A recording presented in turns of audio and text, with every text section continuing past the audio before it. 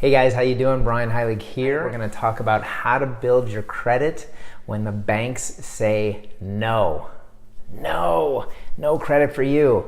On a kind of a side note, I just want to first kind of look at the mindset behind why you want good credit, because if you've been following me at all, the only reason to get good credit is to get into more debt, if you really think about it. So I just want you to kind of take a step back and say, hey, why is it that I want good credit? Is it because society says I should, or, everybody has to have good credit? Or is it because you're really going to go for a big goal, right? Like you want a house, or you want to get a high credit score so you can pay less interest on maybe an auto loan or some other types of loans that you take. So just having or wanting a higher score for no particular goal or reason, just pay cash. A lot of millionaires have zero credit score. They just pay cash for everything. So it's just a little bit of a mindset. I wanted to throw that out there. But let's get into the nitty-gritty right now. I have a few notes. I'm going to refer to those and make sure I don't miss anything. All right? So the first thing is you want to know where you're at. What's going on with your credit? Why can't you get approved? So there's a free app called Credit Karma, and I put that in the list of the bullet points there. So Credit Karma, it's free. You give up your information a little bit, and then they'll tell you what's going on, right? They'll talk to you about, they'll tell you what your credit score is with two of the credit bureaus. They'll also tell you how many inquiries you've had. So if you have more than 2 inquiries over the past 2 years, if you have like a lot of inquiries, that's going to be dragging down your score, okay, or making it more difficult to actually get credit. So you want to really limit your hard credit checks. And on another note, if anyone says that it's a soft credit check, it's BS, okay? So if any car dealerships or timeshare presentations or anybody in sales tells you it's a soft hit on your credit, there's no such thing, all right? Now, Credit Karma and your actual credit card has these services, like I know Discover does, and many different places. Or if you do mint.com for your budgeting, they actually can pull credit without a hard inquiry, but any type of salesperson, that's a no, okay? You are getting a hard pull. So just be very, very aware about,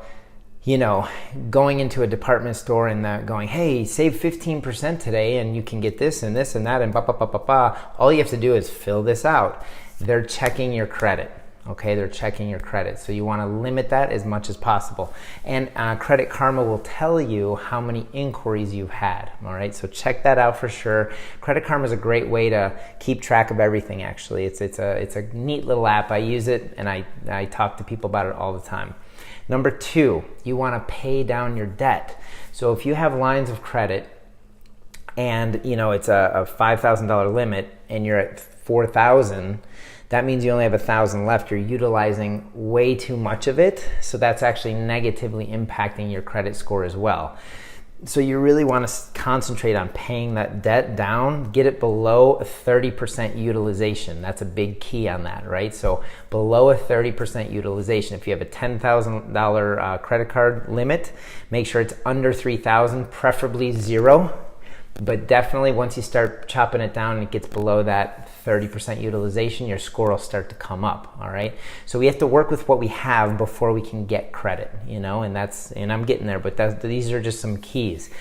If you don't know the quickest, best, fastest way to pay down your debt, go to my YouTube channel, Your Virtual Advisors, and just look for it. I have a bunch of how to pay off debt quickly videos that I've done, and the methods and the why behind it is all on there, right? So you're all set up there.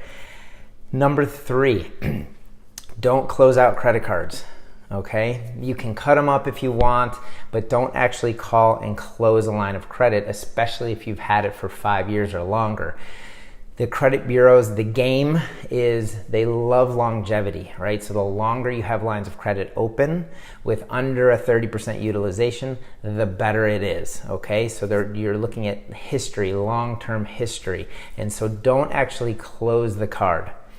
Now, on a side note to that is you do And this is kind of the fourth thing, is you got to pay to play. Unfortunately, it's just so crazy the way that our credit system works in the US. But what I mean by that, if you have, let's say, a Banana Republic is known for doing this. If you have a Banana Republic card and you don't use that sucker in a 6-month period of time at all, they'll actually close your account.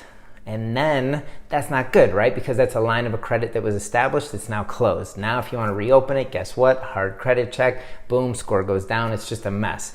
So you want to put in your calendar every, 3 to 5 months, put a small amount on there, like let's say $100, and pay that off over time. That's the pay to play thing, and that's just frustrating. It just is what it is.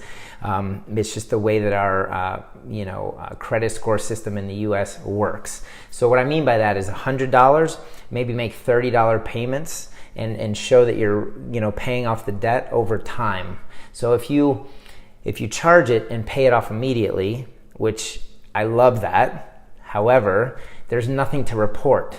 The credit bureau, they don't even see it, right? Because they report every 30 days. So if there's nothing to report, like a history of paying back, then there's just nothing to report. Your score goes nowhere, right? So they like to see that you're paying over time, which means you have to pay interest, and it just drives me crazy, but pay to play, all right? So that's it.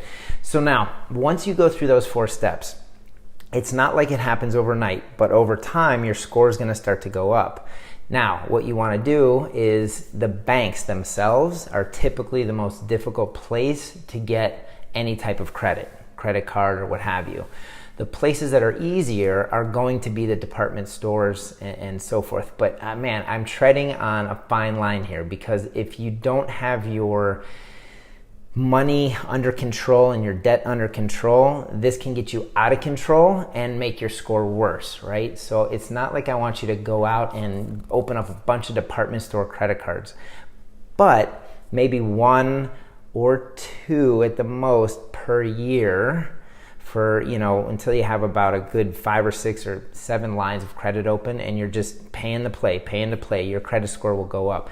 Don't get too many, and don't overspend, and don't get caught up in that craziness. You can open the card, put it away somewhere, cut it up even, because at the department stores now, you don't even have to have your card, right? You just put in your social or whatever and say, put it on my card. But remember, nothing over $100, and make sure you pay that sucker over time, okay? If you have any questions, just reach out to me, guys. I'm here for you. I personally get back to everybody that reaches out to me. So, hey, let's do this, okay, guys? That's how you raise your credit score. Just a couple of tips. There's more we'll get to later, but I just want to throw some stuff out for you, okay? Have a great evening. Love you guys. Talk soon. Bye.